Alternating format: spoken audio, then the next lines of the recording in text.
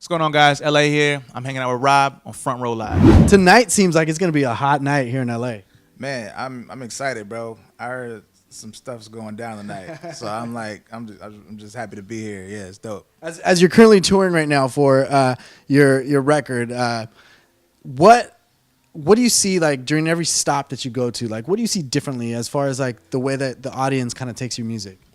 Yeah, it's that's the interesting part about touring is you get to kind of like see every city and like gauge how invested that these fans are. You know what I mean? Like San Francisco, like was like you could tell it was just a lot of crying.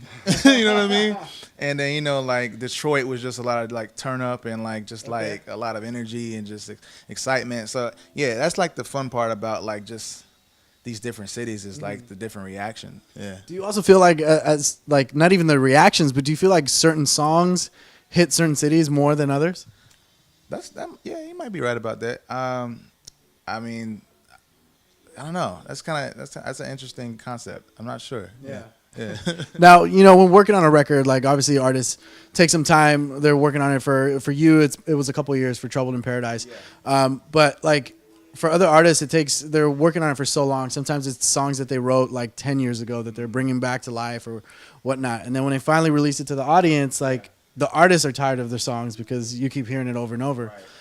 But the fact that you kind of released this record and then you jumped on tour, like did it kind of give you like a fresh take on the new material? Oh, of course, 100%. I mean, like I said, I worked on this project for like a year and a half, maybe 2 years, and just listening to it over and over again, it's like as anybody, like it could get a little repetitive. Yeah. But when you think about touring and like it just brings a whole new excitement to the music, and it brings like a different, fresh take on like what we can do with this and what we can do with that. Should we add this in for the live version, or should like that's been the fun part for sure. Yeah. Have you gotten to the point where like you listen to a track and I was like, damn, I should have done that like when I recorded it? 100%. Yeah. I'm like, man, why didn't we add that pad right there or the keys right there on that part? Yeah, for sure. 100%. Now, as this record kind of took you some time to like, make it the record that it is today, like what kind of challenges do you feel like you faced in creating the album? Honestly, just being patient. That was like the biggest like obstacle for me, because I just like to make music and I like to put it out. But just being patient and just making sure everything was right to the last detail was like the obstacle for me. And I'm happy the way it came out though, and I'm happy for the reception and the feedback from it too. So yeah. Do you feel like you challenge yourself with certain songs, like the way that the songs either came out lyrically or the way that the songs came out sonically? Yeah, for sure. I did a lot more range this time around. Like try to push myself vocally. And just try to see where I could take myself with the production as well. I try to switch things up with the production and just not try to stay so geared towards what people would expect. Right. You know what I mean? But yeah, I mean, that's with everything I do. I just want to kind of switch things up and not be so predictable. So, but yeah, for sure. As you try to like a different vocal range for this record, like what song do you feel like was the one that you had the hardest time in like reaching those vocal ranges? I think Sanctuary and Over Again, those two back to back was just like I had to kind of like push a little bit more than I've ever really had to do, because I like to sit in a comfortable space, right? And those two were like I had to kind of like reach a little further. So yeah, those two. Do you feel like in trying this out, like do you feel like you kind of realized a new way of singing for yourself, like maybe like a new, I don't know, for upcoming material, do you feel like there's like a new direction that you can see possibly trying out? Yeah, I mean, I like the fact that I was able to get out of my comfort zone this time around, and but at the end of the day, I just kind of just go with how I feel. So depending on where I don't know where I'm gonna go next, you know what I mean? But I can guarantee you that like it'll be something that I think is dope, and I will hope that the fans will think it's dope. Yeah. That's the cool part about like the things that I do is like I have a good core fan base that like whatever I decide to put together, they enjoy, and yeah, it's dope. Now, I know you worked with Harmony Samuels as one of the producers on this record. Like, what other producers did you work with as well? Yeah, so we worked with Rico Love and Danger on Hennessy. Kid named Ism Beats on Sanctuary, and S1 who's done some stuff with like Kanye and like Lecrae and like some dope other artists. Who else did we work with? Like you said, Harmony Samuels. That was like a treat. Like really, I enjoyed working with him. Like he's so cool and so dope. Yeah, those are the ones like off the top of my head I can really think about. My guys, Fortune and Silas. I can't leave them out. Like these are like actual friends of mine. They live here in LA. Okay. And yeah, like they like really like helped me out a lot through this, especially this dude named Silas Doss, who was like there for the transitions and the like the playing the piano to kind of like lead into other songs, and he was there every step of the way. So yeah, shout out to Silas, man. Yeah, Nice. for sure. Now, in the song Hennessy, whose idea was it to have that style of guitar? Because it's not a style of guitar that it's not a style of guitar that you listen to very much in R&B. No, I mean like I think when I went down there I went to Miami to make it, and well, I wasn't really shooting for that in particular. I was just like, I told Rico Love, I was like, man, I need something different. I need something that's kind of like in the vein of what I'm trying to go. Yeah. Trouble in Paradise, it just kind of felt like Miami just kind of gave that energy and that creativity just started kind of flowing. And it was his idea to kind of like him and Danger to kind of like just bring Trouble in Paradise to life. I felt like that was a great opening track to the project. Right. Now, jumping back to Harmony Samuels, like obviously like he's one that you were excited for as well. Like how different was he compared to the other producers that you've worked with? Like what makes him Harmony Samuels? Man, he's a visionary. He's a genius, to be honest. Like, I could play something. I had an opportunity to kind of like on moments to kind of like tell him like, yo, we should do this or do that, and he could take what I hear and he could just like expand it to a place where you didn't really think that could go, and that takes a special talent, a special skill for sure. Yeah.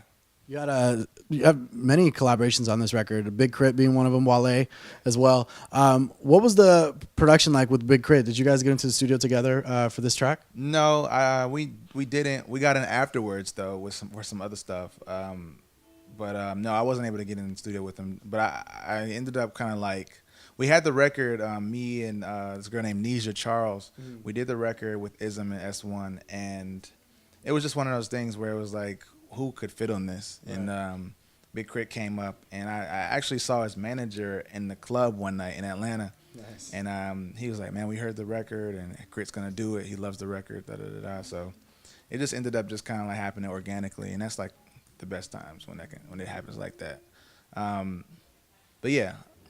I mean, what was the other one? It was Wale. Yeah, right? Yeah. Wale FaceTimed me afterwards.